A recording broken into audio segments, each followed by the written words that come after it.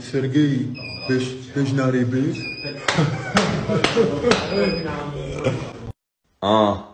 Kanárkovi žlutá, Ferrari Testarossa 95 žlutá, LA Lakers žlutá, ruka jako selfie tyč, dal jsem jí do tvé staré pič. Hej. Pičo, na druhou stranu se otoč, kurva.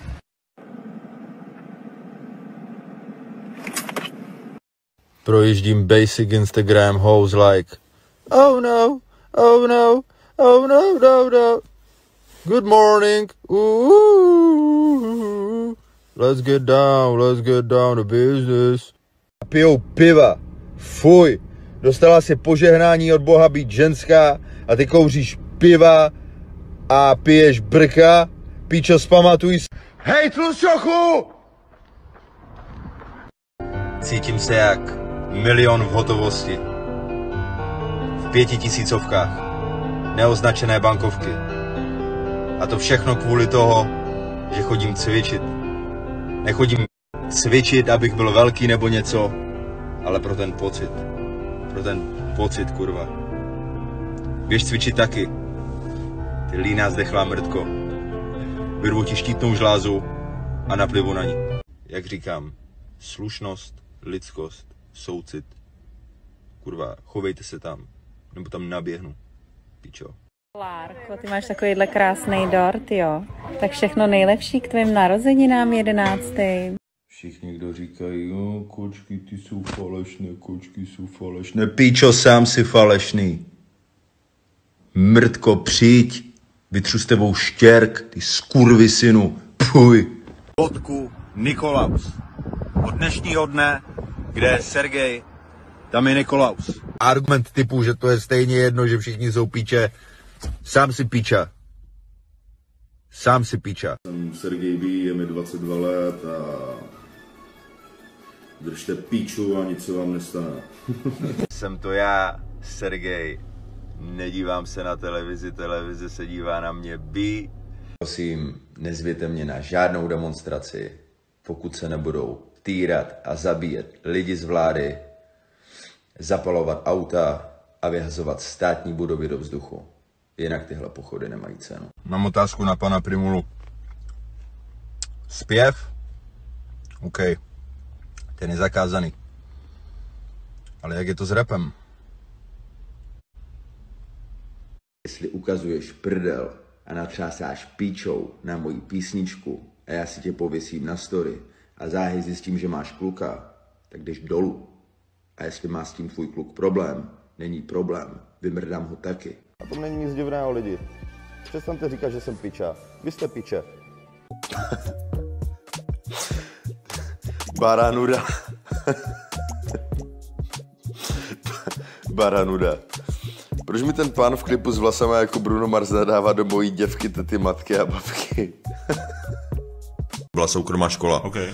A díky tomu, že jsem si ji platil sám a ty učitelky to věděli, tak jsem tam měl volnost. Dělal jsem maturitu, kamo, 7 roků. Já jsem 3krát opakoval čtvrťák a jednou třeťák. Yes. No. A... Jsi to tam mal rád asi, že jsem tak dlouho zostal. Říkali mi sponzor školy, vole. Omlouvám se svojí bývalé škole a studentům v ní. Měl jsem dneska přijít na návštěvu, ale chronicky jsem zaspal. Omlouvám se. 15 000 lajků na můj post, na Instagramu jen vybírám host. Stál jsem na ulici jako sloup, oni říkají Sergej, ty jsi Sleduj pozorně, kam tě pozývají versus z čeho tě vynechávají. Sergej!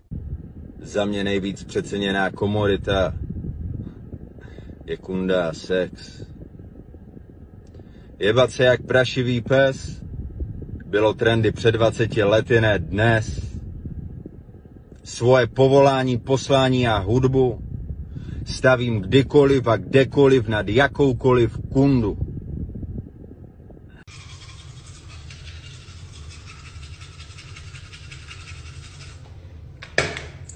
Každá kunda z Česka a Slovenska, která je v Dubaji déle než 2 týdny, je prostitutka.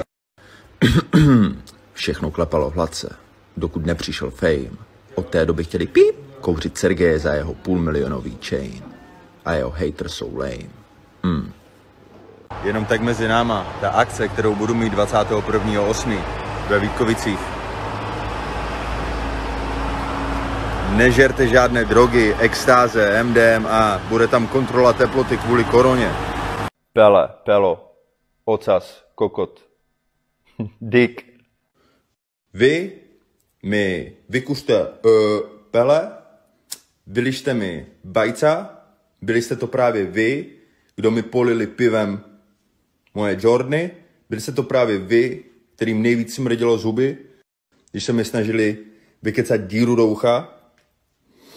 Pro toho kripla, který to půjde teď nahodit na YouTube, přeju mu krásný den. Prosím vás, nepište mi tak velké odstavce o tom, jak jsem skvělý, a pak tam zanechali otázku, jestli bych si neposlechl váš track, že vás zajímá můj názor. Jsi hlupý, more. Pokud o tobě neuslyším sám, tak mi to necpi. Nejsem na telefonu, už to nezvedám. Nešpiním konkurenci, protože ji nemám. Barvy na mém outfitu a žádná není bledá. Velký zadek, úzký je to, co hledám. Je to, co hledám. Život je těvka, ale skvělá. Nasraný, protože ti nedá. To, že si na Instagram zajebeš, dobíjá plata o plomo, to si zrazu gangster, ty kokot. Kdyby ležela kopa mrtvol naskládaných na sobě venku na ulici a sváželo to Family Frost, tak si řeknu, to je v piči. Nezapomínejte, žádná z těch dvou stran není lepší než ta druhá. Vaše hovno smrdí stejně.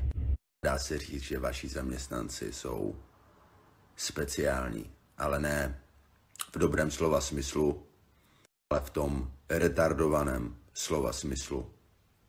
Já jim nedávám 30, 40, 50, 60, 70 korun dýško pro to, aby se zastavili po tom, co mi dají jídlo a zeptali se, jste to vy? Jste to vážně vy? Můžu fotku? Je na nějaké fanouškování mimo koncert. Nejsem pičo zvědavý. Štuby, mám nového řidiče. Moje mama. Můžete jich zastavit, jestli nahoru třeba nenalízá. Nějaké to hero, keťák, kokain, marihuanu. Vždy, když si z něčeho dělám piču, tak se ozve stádo potrefených hus. Ne, to není na tebe. Nejsi tak důležitá, nejsi tak důležitý a ostatní neví ani, o kom mluvím. Je to všeobecně. A venku padá déšť a divím se, že nesníh. Ale to nemění nic na tom, že vyšel nový lift s názvem Tropical Breeze. Chuť jako multivitamin. Swipe up. Vlastně ne swipe up. Přikládám link do stories. Tropical Breeze. Double